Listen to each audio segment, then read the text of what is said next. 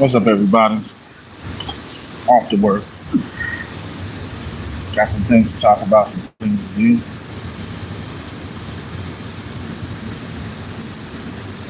You see the title.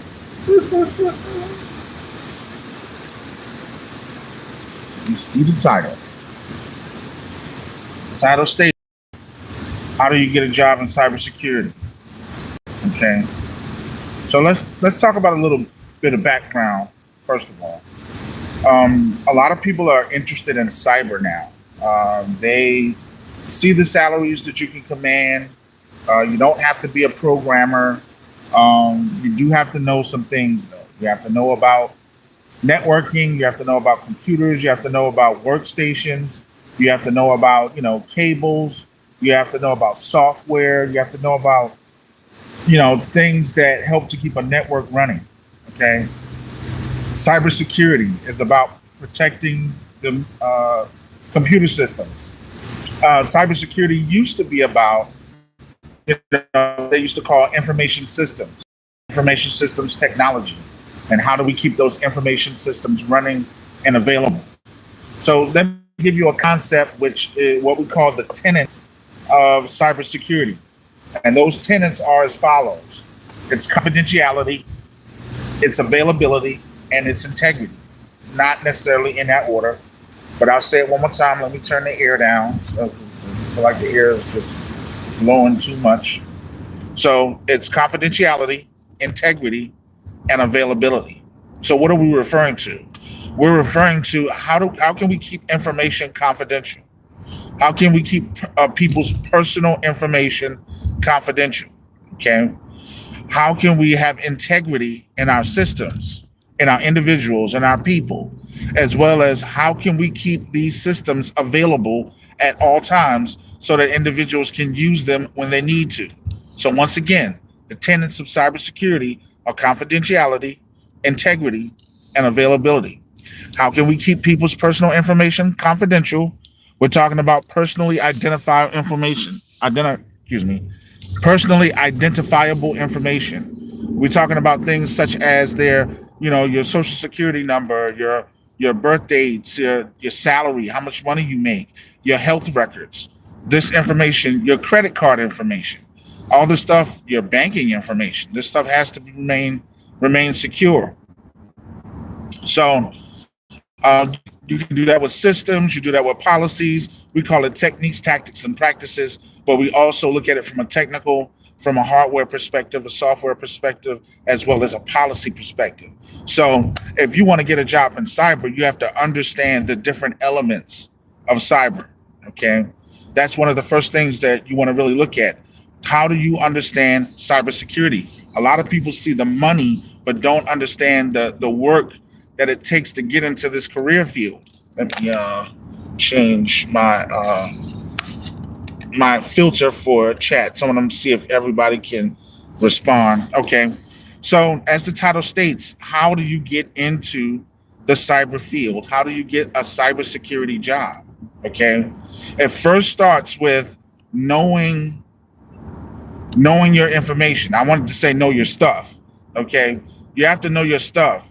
You have to understand if you're a help desk technician and that's the avenue that you're trying to get in, you have had to build a computer, take it apart, put it back together, understand the components of the motherboard.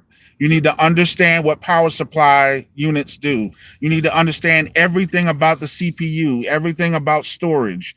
You need to understand that. I teach, and just to give you a little bit about me, I've been teaching CompTIA for years. So I've been getting students certified through CompTIA for years. Now I know we can also say, well, CompTIA doesn't get people jobs, but it gives you a knowledge skill set. It's a beginning start to getting information about how you can actually understand the job or the role that you want. Okay. So what I mean by that is you can put yourself in a position where you can start to understand the concepts that are there to protect a network. Okay. Most people say, well, Mr. Helton, what should I do? And they're like, should I get the security plus? I say, well, if you go get the security plus and you know nothing about help desk, and you know nothing about the network, and you know nothing about the computer, what are you going to secure? You have to know about computers. You have to know what computers do. You have to know about the hardware. You have to know about the software. Have to know how to keep systems running. If you're going to work on a help desk, you have to be able to, one, know how to deal with people. Here's what people forget about this career field, that it is about people. It is about customer service. It is about treating people with respect. It is about ensuring that you're there to help and to answer questions and not just get a job. You have to be able to read people, actively listen to what they are saying when you're trying to fix a problem, a triage, an issue, or a situation. Okay. You have to understand the human nature, and most of us want to get into IT because we think of it like, oh, I can work by myself. But no, it's totally different now. So one of the things you have to do is ensure that you know how to deal with people. Two, as I said earlier, make sure you understand or have knowledge of a certain skill set. There are many different career fields in cyber. There's cyber forensics, there's help desk, there's network technicians, there's network engineers, there's security specialists, there's security operations centers analysts. There's a number of different positions within cyber. You have to figure out what you are, not what you are, but what avenue or what area of cyber you want to actually go in. Okay. So also, I said you have to know how to communicate. You have to know how to talk to people. You have to know how to allow people to get their thoughts and ideas out so that you can figure out what the problem is. We are detectives. I tell my students this all the time. I say, we are detectives. And I say, if you are new to this, you must have a researching detective spirit. Because, in me, I like to use a lot of life analogies, because these systems are designed to actually recreate what humans do. All these systems recreate what humans do. So, if you're looking for a career in cyber, do not look for money. Do not look for money. You need to look for, one, understanding technology, and understanding technology to the point that you can fix it, or that you can triage it, or you have knowledge about it. Okay. Two, you have to know how to communicate with people. This is a customer service, people-centered oriented job. And I'm not talking about coding. I'm not talking about coding or designing apps. I'm talking about cyber. People misconstrue IT with cyber. Okay.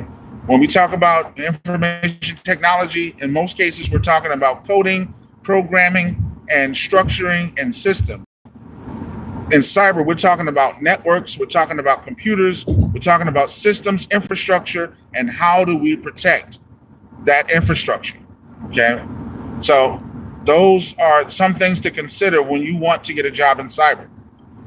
Another thing is you have to find some way to get some hands-on type of experience.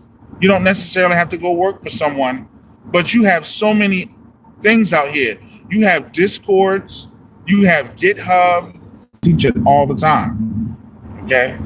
I don't know what just happened with my signal, but I teach cyber all the time. I teach networking all the time.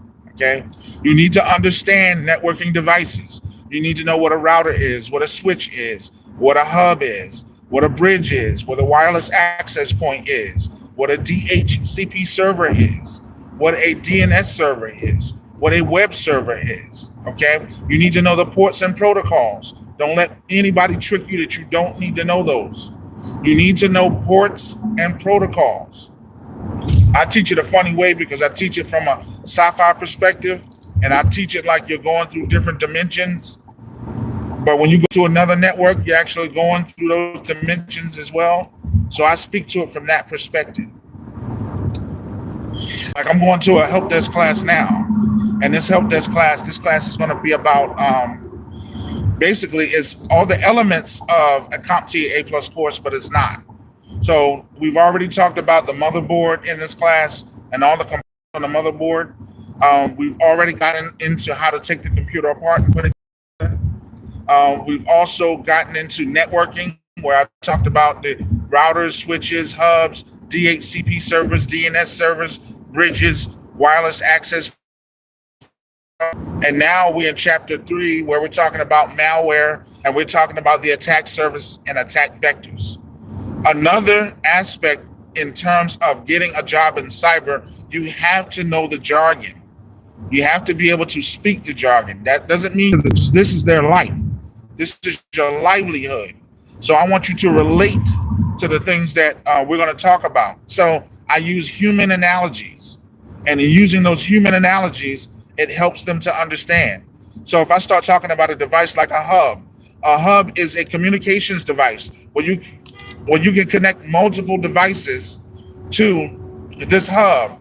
So you can if you have a hub, which basically is a switch, if you have a hub, you can connect all your computers. So let's say you have 5 PCs and you want to connect all these 5 PCs to a switch. We're going to connect it to a hub. What happens with the hub, as these devices communicate, the hub sends the signal to all devices. So I say that a hub is a gossip. It's a gossiping device. The hub is a gossiper, okay? It's going to send signals to every device. Then you have to learn concepts about, let's say, you have to understand how messages move through the network. How does your message get from your cell phone to someone else's cell phone? All that is in between understanding cyber, because I need to know, you're a detective. I need to know if my message doesn't get to the intended receiver, what is happening? Did I get a message back saying that my message wasn't received? Or is there something in between that has stopped my message? So you really need to know everything you need to know about computers. You need to know everything you need to know about all types of devices and how they work on a network. And you need to know the different types of networks, okay? I said all that to say this. When you sit in front of an employer is going to ask you questions.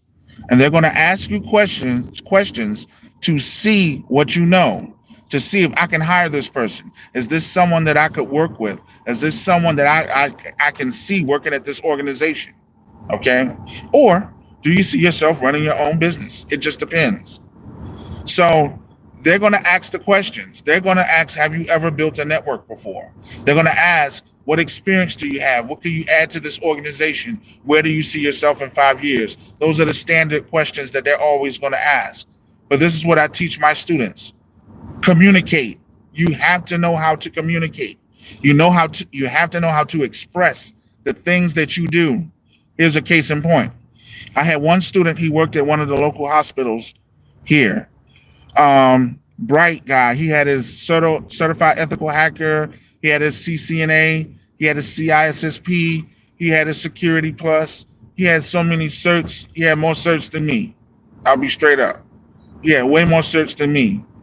When he got into he was already a help desk technician, but he wanted to become a network technician, or not a network engineer, but a network technician. He wanted to move into the networking department. But here was the problem. He was not communicating the things that he was doing. So I talked to him and I said, explain to me, when you're in the interview, what are you talking about? What are the questions that they ask? And he started telling me the questions that they were asking, how they overlooked him. And I said, with all your certs, they overlooked you? I said, it doesn't make sense to me.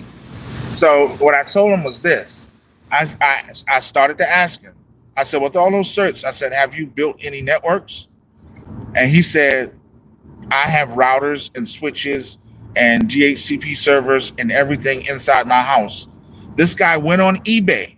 He went to eBay and he bought all the equipment he needed to make a network inside his house.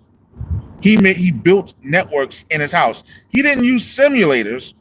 He's also been on GitHub learning and being in communities. And that's another thing too. You have to network.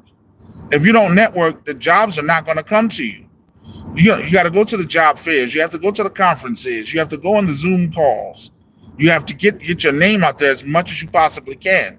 This also goes out to one of the guys who was on my one of my music production lives. If he was on there, then hopefully this is answering this for him as well. So the I told him, let me see your resume. So we took a look at his resume. My wife took a look at his resume. She revamped his resume. And at the same time, after we gave him the resume, because the resume got to have them keywords in them. The resume has to have the keywords in them or you'll get skipped. So your resume has to look professional. It has to speak to what you're actually doing or the job that you're trying to get. Don't fluff it. Don't overstack it. Don't. You just want enough in there that you can speak to the points that are in the resume. So after I told him this, after I saw everything that he was doing and he explained everything to me, I told him what to communicate in the interview. I said, you want a network engineering job or a network technician job, but you're not telling the people what you do. So next time they ask you the question, you'll say, well, sir, ma'am, whoever, you'll say, in my leisure, I work on networks. I have a network that I've built inside my own house.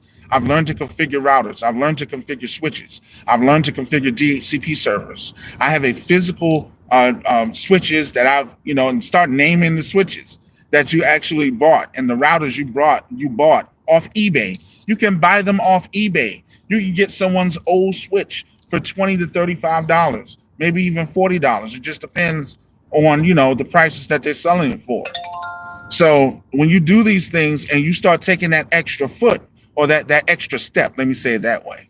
You take that extra step, and then when you start talking to the recruiters and you start talking to the hiring managers and they see that you can be an asset because you know how to configure a firewall, that you have had firewall training, that you understand Splunk, that you're experimenting, you can't stop in this career field. I don't care how old you are. There used to be a time when they would tell you that once you hit over 35 and you get to 40, there's nothing else you can learn.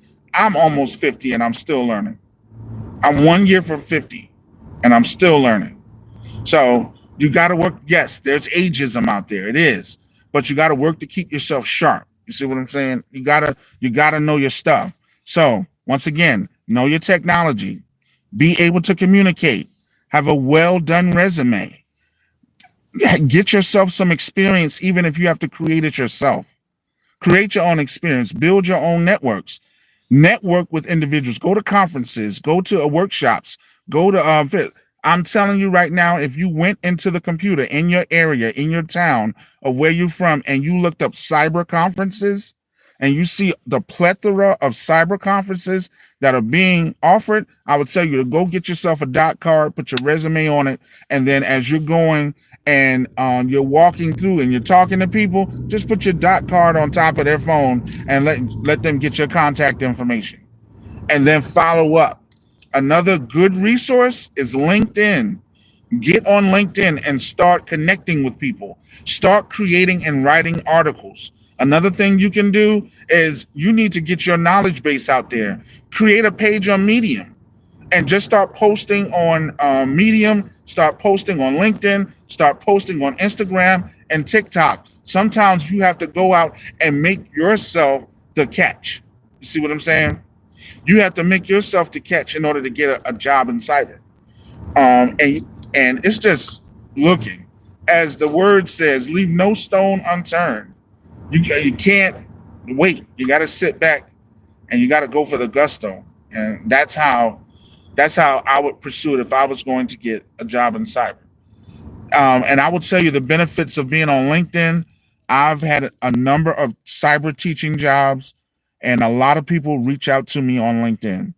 A lot of people reach out to me on LinkedIn to be a part of their conferences and to speak and things of that nature. And I used to sit back and I would have the imposter syndrome. Oh, I'm not good enough to speak, and I'm not. But I think about all the people that I've helped pass the cybersecurity exams. And bear in mind, I've taught the CISA Plus, Security Plus.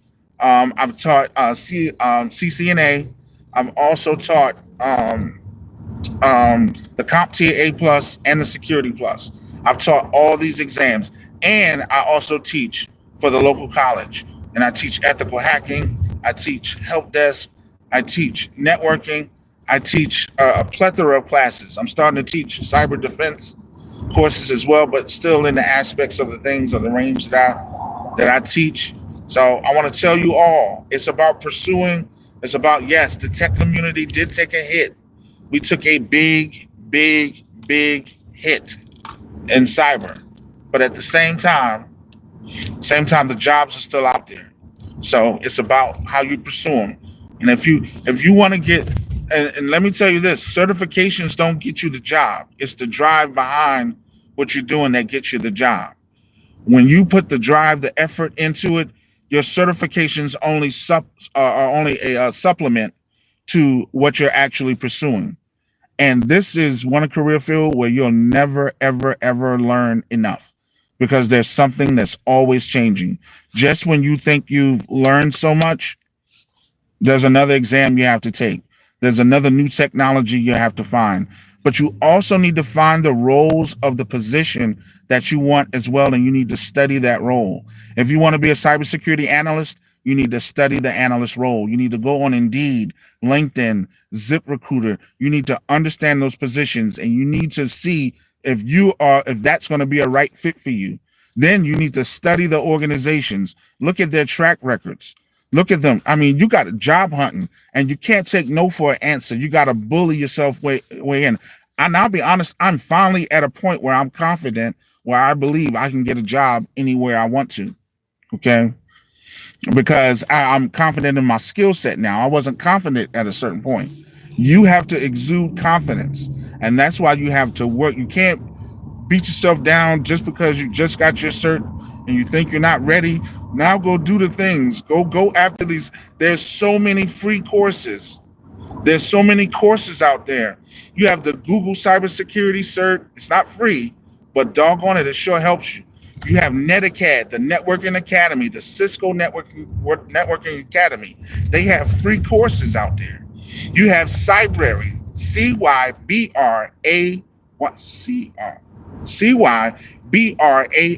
Cybrary. Yes, Cybrary. They have courses on networking. You even have tech boot camps. I think it's called Career Karma. There's so many avenues out there to get a job in cyber and IT now. You just have to take the bull by the horns and you have to go do it.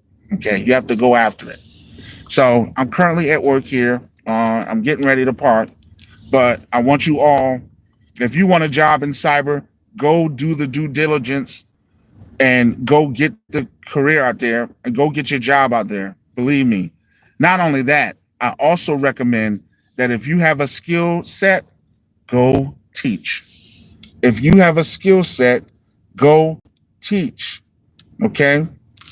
You can go teach if you have a certain skill set. Okay? So that's what you need to do. So, ladies and gentlemen, I'm going to leave it right there. I want you all to have a great day. And I'm going to get that spot. I want you all to have a great day and be blessed. All right.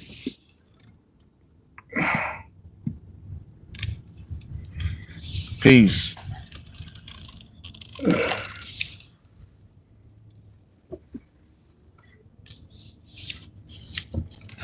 Oh, peace.